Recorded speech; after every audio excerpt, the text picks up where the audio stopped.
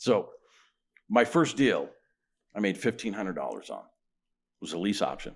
Made $1,500. Took me 7 days to put that together. Took me a month to make $1,000 working at a job. 7 days to 1.5 times that. Fire was lit. That's all I needed. That's all I needed. First year we went from that to $125,000. Boom. Did 12 deals. In 97? 97. And then we never stopped. Wow. Never stopped.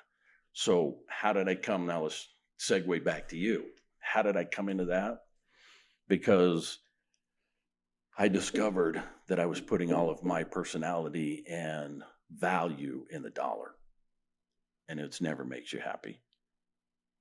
You know, people say money doesn't buy happiness. And I always smile and go, yeah, neither does poverty. Yeah. So if I'm going to be unhappy, I prefer to have a lot of money. Yeah. So then that tells you that it's not money. It's you.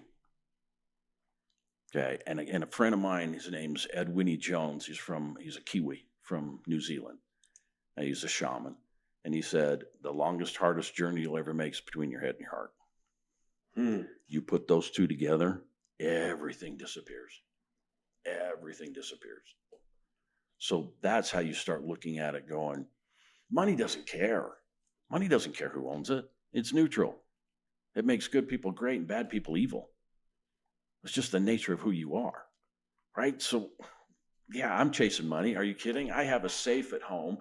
It's nice here in Utah, right? Because we have the under the porch cold storage. Sure. Right? So we go down that stairs and walk into that. My wife has part of it, and then I've got a full safe, right? Open that up, and it's just lined with monies and my guns and all that kind of stuff. And everybody's like, well, why don't you get gold? Well, because I can't carry gold in case there's a natural disaster. Well, what if the dollar changes? Well, then I have kindling to start fire. Right? Either way. But what it does for me is when I open that vault and I see the money, I know everything's taken care of. So my mentality goes this way. And it's not a big house payment now, especially here in Utah, but let's just use easy money. Let's say it's $1,000 a month. That means you need $12,000 a year to take care of the payment.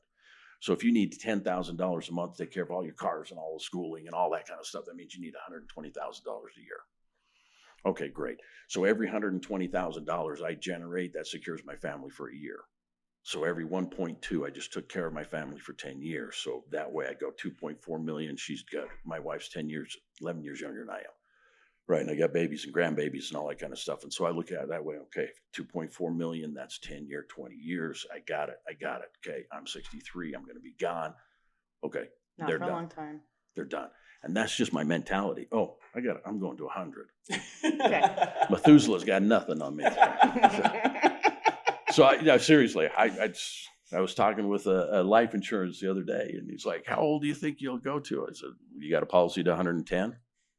No, it stops at 100. Well, I guess for you, I'm at 100 because then I'll deal with the other 10.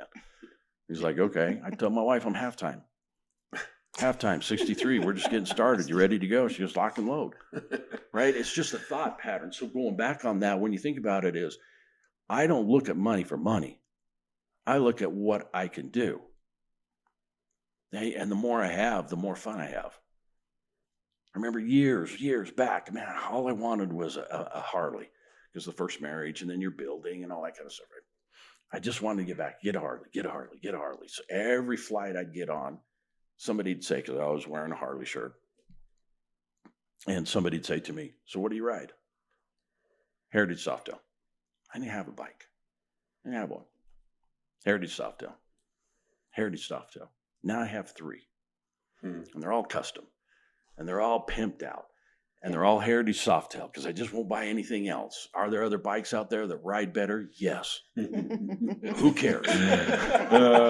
They ride well for me. That's all I'm concerned, right? That's what you want. Yeah. And my wife's like, why do you have 3? You only have one ass. I said, I know. It just depends on the mood. Right. This is my bagger. This is my low rider. This one here's running here. This one's loud. All that fun stuff, right? But when it ends, so Monday nights I do I don't know what else to call it other than Monday night motivation. Yeah. Monday night motivations. It's a 30-minute. I hate long meetings. I hate sitting in. At 30 minutes, I shut down. I'll watch the clock. We get about 23 minutes into it. It's like, all right, I got to wrap this thing up. And I've had guests on there where I've gone 3 episodes because they want to keep going. It's like, no, we're 30 minutes. Next week we'll get you on. Nope, next week He's we'll his get you word. on. It's like, I don't want to be. So anyway, we do that every Monday night, 7 o'clock every Monday night. And everybody jumps on, don't jump on, don't care. Sometimes it's me, sometimes it's 30, 40 people. How do we find it? I can give you guys, and you can post it and stuff. Again, it's free. It's just like last week I was talking about, or last Monday night, what did I talk about? Anyway, we're starting into the first year, or the first of the year, all that kind of stuff. Focus. Oh, gratitude. Yeah, gratitude series. So I got into talking about, everybody talks about a vision board, right? Got to have a vision board, got to have a vision board. Years ago, I came up with, you got to have a gratitude board. And then I came up with, you got to have an accomplishment board. So here's my vision. Well, what have I done? Well, here's my accomplishment board. And then here's my gratitude board. I like that.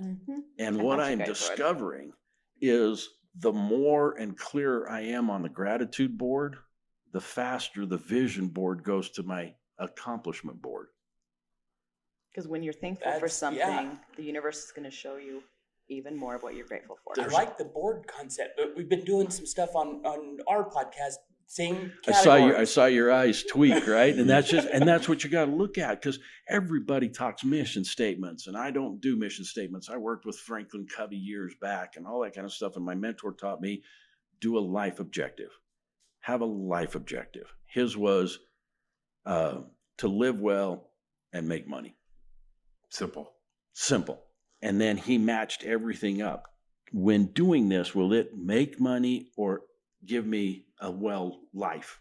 Can I live well with this? No, then don't do it. Yes, it will. Then go after it with a vengeance. My wife sent me something today. It said, during failure, keep your head up. During success, keep your head down. It's like, oh, babe, there's some power in that one. I like that. There's some power in that one, because we're always just the opposite, right? When we're failure, we're down. And if you go through and listen to Tony Robbins stuff, right, he's always, hey, picture this, you're, down. No, and that's what we do. And then in success, we kind of pump, right? And we beat our chest. Peacock up. Yeah, exactly. Peacock up. And that's the worst time to be doing it. That's the worst time to be doing it. Yeah. Right? And my mentor taught me, get as much as you can get without anybody knowing how much you have. And then give as much as you can without anybody knowing where it comes from. I was like, yeah, that's a great way to live. So mine is, if it brings me peace, profits, and passion, I'm in. If it doesn't, it's not worth my time. It's not worth my time. Yeah, I'm not going to give it energy. I'm not going to do that. We have conversations all the time about this. I'm not doing it. I mean, I was so frustrated. I mean, even our text, you probably shared them with you guys. So frustrated. I posted it. You'll see it on Facebook. I took a picture. And this is why I'm not employable. He was his tagline earlier. Word for word. Yep. I'm just sitting there. Finally, I went, okay. Clicked on pulled up YouTube, grabbed the 528 hertz frequency, which is chakra alignment. Boom, turned it on and went, okay. Ground yourself. Yeah, I'm not in the accident. It's okay. I'm just driving. Relax. So yeah, you just pull yourself back in. So the time to drop your head is when it needs it. Right? I have so many people, and you know this because we're in similar circles, that say, man, if I could just shadow you, let me shadow you for a day. It's like, yeah, 27 years ago. Because what I do now is not what you need to be doing. Yeah. My son's 40. He came to me years ago, and he goes, Dad, I want to do what you do. Great, then do what I did. Go clean a toilet. Go dig underneath. Go do this. Go do that. Oh. Because if you do what I did, you'll understand what it takes to get here. Yeah. Roll the roller, do the thing. Yeah. That's it. Zig Ziglar taught me that years ago. Had breakfast with him. And you had breakfast with Zig Ziglar? That's amazing. Seriously? That's cool. I've been he so has some blessed. Great stories. Seriously. I've been around this industry and business for so long that I'm known as the mentor's mentor, because for a lot of the flip shows that are out there, my firm does all the training for them. No kidding. Yeah, so they come to me to do all of it. That's where we're talking before we came on live, right? What we can say and what we can't say, right? And contracts, and we were having this conversation. What can your contract do? We get around it, okay? But because I've been in it this long. And then my mentor was the mentor for all of the old dogs, right? Robert Allen and Carlton Sheets and all that. My mentor taught them. So now there's one, Ron LeGrand. Okay, so Robert Allen, Ron LeGrand, myself. I know, right? The ugly house and the pretty house and all that, right? Going way back, right? Yeah, that's That dates us. Yeah, thank you for that. You're so welcome. You're so welcome, right?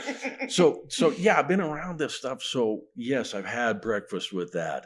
I've been on stage with Magic Johnson and on and on. Just life's been cool. But Zig Ziglar said to me, he goes, you know what it took to generate what you did last year? Mm-hmm. What are your goals this year? And do you know the energies it's going to take to do the difference? So if you did 50,000, you want to do 100, do you know what it's going to take to get the extra 50? It's interesting. I coach real estate agents, and they think that there's that the same amount will develop more, that they're going to do the same thing they did last year. But this year, I'm going to close 60 deals, and I'm going to do it in the same area with the same market and the same people. Well, none of it's the same as it was last year. Yeah. And so that's the perspective right there is a very wealthy perspective, because what does that even mean? So that's what you did last year. What's it going to cost you to do that again or to do better? See, that's a powerful word right there. Cost. Yeah. Yeah. Emotionally, physically, all the energy. Bingo. Yeah. Bingo. Because that's an umbrella word. Yeah. Right? When you start looking at it, and we're talking verbiage and stuff, you got to look at umbrella words. Okay. And I've also changed, and I give this to Tony Robbins because he always talks about change your definitions. Right. And so when you say, I'm going to go make money, that's an incorrect process for our brains, because we've been brought up that the Treasury Department makes money. They print it. They make the money. Right. We don't. We exchange hours for dollars, or we generate money. We don't make it. So when you start changing some of those words, Words have power. Yeah, I generate X. So what are you going to generate next year? Then what's that going to cost you to generate that? Now you start looking at it and going, because we're only so many, we only have so many hours and all that kind of stuff. So going from one of the great phrases from Ron LeGrand, right? The less you do, the more you make. Phenomenal statement. The less you do, the more you make. Right? Think about it in a rehab. You pick up the paintbrush. Now you're generating the income of a tradesman. Nothing against those, because we need them, right? Yeah. Because I suck at painting, right? Suck at the trades. I know what I'm good at, and it's not that. Okay? So when you're looking at all those kind of things, the less I do, the more I make. The more I generate, the faster I can get that. What's your time worth? What's your skill set? Yeah. That makes sense. That makes good sense. Interesting. Your mind's a turning over there. It is. Yeah. I'm Taking listening. some notes. Good stuff. I keep forgetting that I have the podcast and I can go back. I don't have to take the notes that I want to take. I've never heard this side of the table so quiet. I don't know if that's good or bad, but I don't know how to shut up. No. No, because you Keep have going. golden nuggets, my friend. Yes. That's why I Good brought you stuff. on. We're tuned in. Yeah. Rob, why would somebody want to watch this podcast? Why wouldn't you? We have a good time. You're going to learn something. And by the way, it's awesome. You should click it. You should watch it. Thanks for tuning in. Subscribe right now.